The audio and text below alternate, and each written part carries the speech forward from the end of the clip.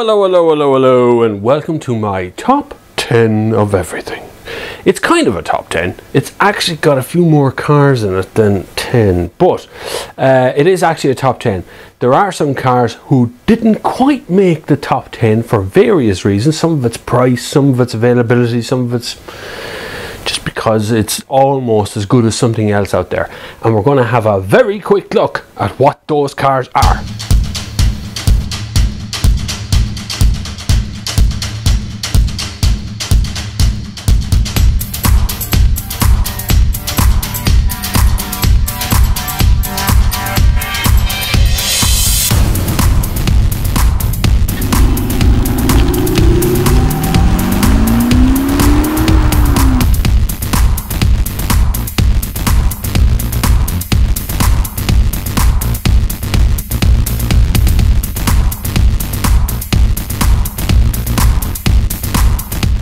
So welcome back.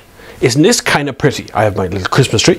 Now that we've got by the kind of cars that didn't make it into the top 10, let's have a little think about the year that passed by. So this year has been somewhat huge in what I do, and at the same time has been tragic in the same way that I lost my mother this year, which is a big thing in my year. Of course, not that long ago. It's not even 3 months.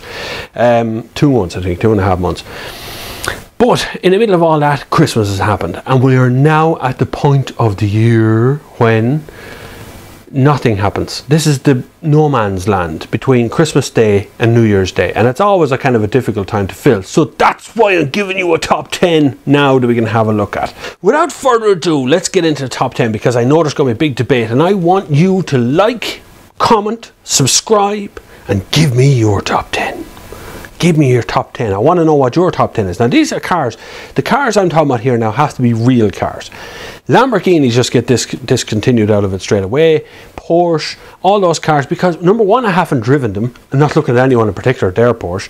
I haven't driven them. But two, the big part of it is that these cars have to be achievable. They have to be realistic cars, real cars. I'm about GTI Golfs and, you know, GTDs and BMWs and Audis and, you know, all the kind of gamut of cars out there that are real, and you can really drive them every day. You can buy them in a local dealership. You don't need to fly over to another bloody country to have a look at them.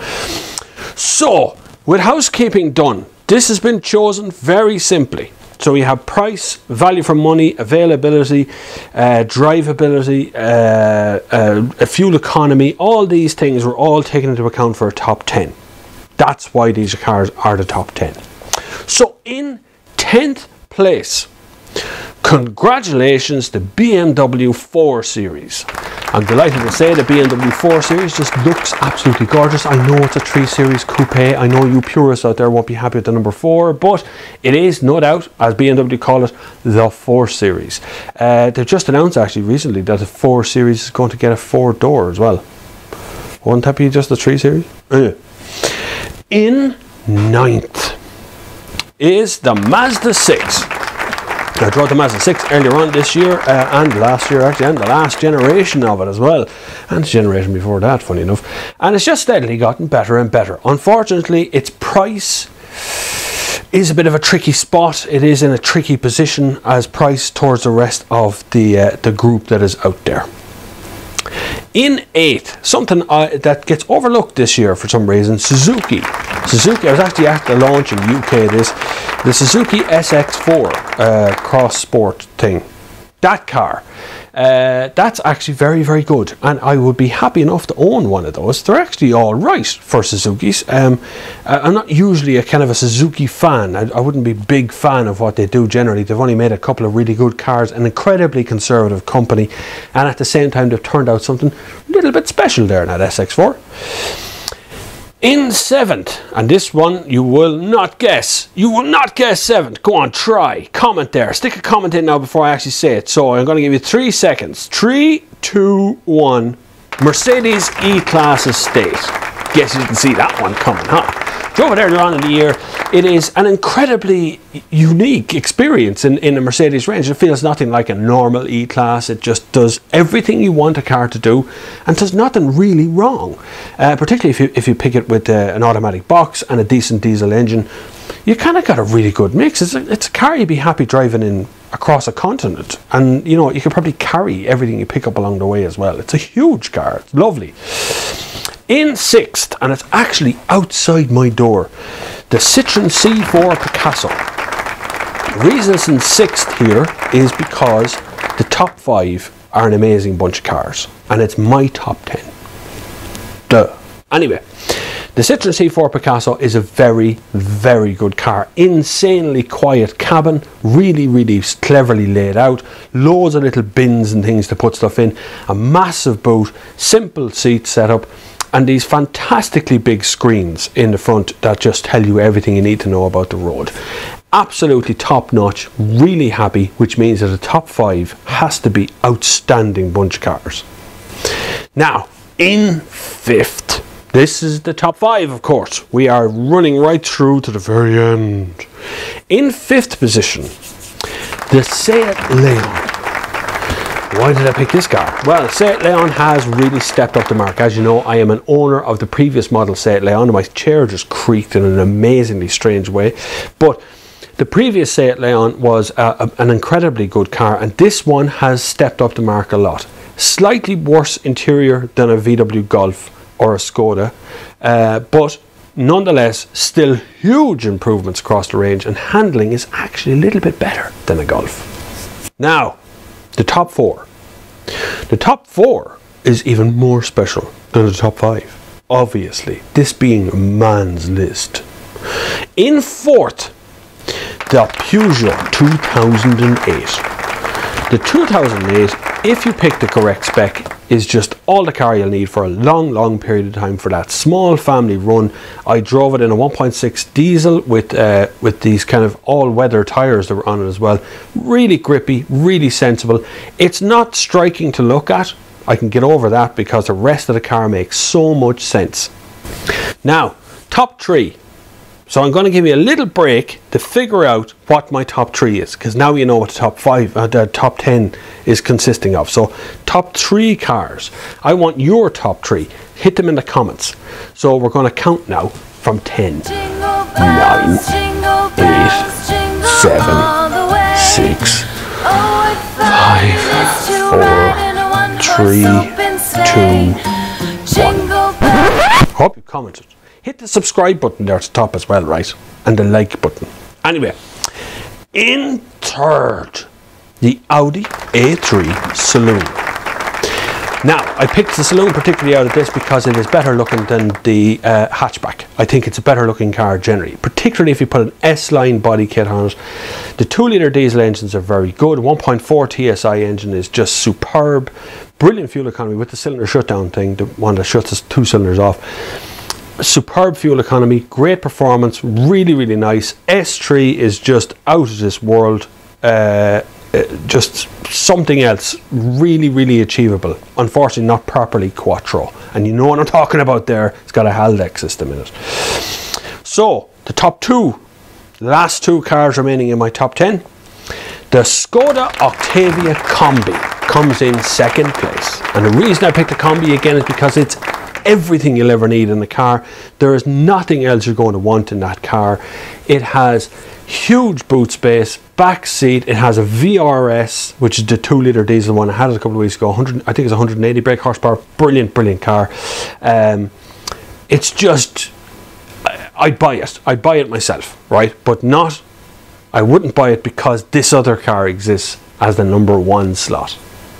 And that is dun, dun, dun, dun, the VW Golf. Yes, I have picked the VW Golf as the number 1 car this year, and I'll tell you why. The range. The Golf is good in all specs. You can have like a, I think it's a 19995 one in 1.2. Okay. If you really have to get into VW range, that's the one to go for. You can have like a 40 or 45 grand one that's able to drive itself and park itself and do all sorts of other things as well. You have the GTI, which is very, very good. You have the GTD, which I've yet to drive, but by all reports is very, very good. Everything in the range is as well sorted as it has ever been. I don't think you're ever going to buy a better Golf than a Golf that you've got right now in that range. And I know a lot of you will start pointing at the fact that I haven't even mentioned the Ford Focus in here, the ST. they have too many problems. The ST drives like a homicidal maniac. It just does. It just torque steers left and right and left and right. It's stupid, crazy driving. And then when it's out of its power band, it's just an ordinary Ford Focus that's really hard, with really hard seats in it as well. So demerit points there straight away, which is why the Golf is just out there in a class of its own. That's really where the Golf is at the moment. It is completely in a class of its own. So there ended my top 10. I hope you enjoyed it. I hope it was a bit of crack for you on this rather nice, actually, blue sky day that we're having here. It is the day after Stephen's Day in this country, which is called Boxing Day in the UK, and I have no idea what it's called anywhere else. Maybe it's just the day after Christmas Day, I don't know. But here it's called Stephen's Day, and it's the day after that. So I had to wait till right now to film this, so it could be just absolutely confirmed that this is the top 10, which has changed 10,000 times over. One car that I missed out on in the kind of worthy mention section is the Mazda 3. I'm quite excited about that thing coming to Ireland. It's not here yet, which is why it's not in the top 10. It hasn't actually arrived. Citroën are putting out a 7-seat version of the Picasso next year, which are driven internationally, not mentioned either. VW Golf is going to come in an estate version at some point as well. That's worth a mention. There's some extraordinary cars out there that haven't made it into the top 10. So to sum it all up at the end, that is the end of the top 10. The best car you could look out for in 2014 is the VW Golf or the Skoda Octavia Combi. I'd nearly had them in joint first place. They're very close to each other, but the Golf is the one to look out for definitely next year. And I'm going to take this opportunity to hope that you've had a great Christmas, that you got everything you wanted to do on Christmas Day and everybody was happy and it was a good day for you. I also wish you, because between now and kind of towards the end of this week, the 31st, will be New Year's Day. Of course, New Year's Eve, New Year's Day coming on the 1st of January. I hope you and your family get everything you desire in 2014, and I wish you the best of luck with everything you've done so far and everything you want to do. If you want to get in touch with me at any point, of course, you can leave a comment at the bottom. Make sure you comment and subscribe and like and do all that stuff. Google Plus, comments are a bit of a problem. Google Plus isn't quite working the way it's supposed to be working, so comments are a bit of an effort. But they are working out slowly but surely. But you can always email me directly on bobflav@thenextgear.com. You can email me there and that will come straight to me, right to my phone, and I will reply to you like I do for millions of people all the time. Coming in 2014 for me is a possible TV series, maybe in Ireland. If not, it'll be in the US. Also coming in 2014 for me will be another series of this. Of course, we'll continue with the car reviews as we're doing before and possibly expand it onto other things. There are some collaborations coming with other YouTube channels coming as well. I'm taking on another assistant as well for filming, so you can apply for that by sending me your email. Send me an email, tell me you're interested. Don't worry about, I don't care about your CV. I don't want to know. I want your show reel. If you got a show reel, put your show reel up somewhere, send me a link to it. I don't care where you've worked before. I don't care if you walked straight out of college yesterday, but I want your show reel, and it has to be your stuff from behind the camera. From behind the camera. I don't want stuff that you were involved in doing somewhere and you happen to take the footage and use it as your own. It has to be your footage. I want your footage. I've sent show reels last year, and I discovered later on that the person who sent the show reel was not the cameraman. They were a sound assistant, or they were, you know, a focus puller or something on the set. I want your show reel, stuff that you have done and been involved in and had work done, and preferably people who can use an editing facility. So Adobe Premiere Pro, Final Cut Pro, I don't care, whichever one you want. I use Adobe Premiere Pro in case anyone's interested. But that's coming 2014. You can apply now if you want to. It probably won't be until maybe February or March next year. You must be available to work at all times. You never know when a job might come up.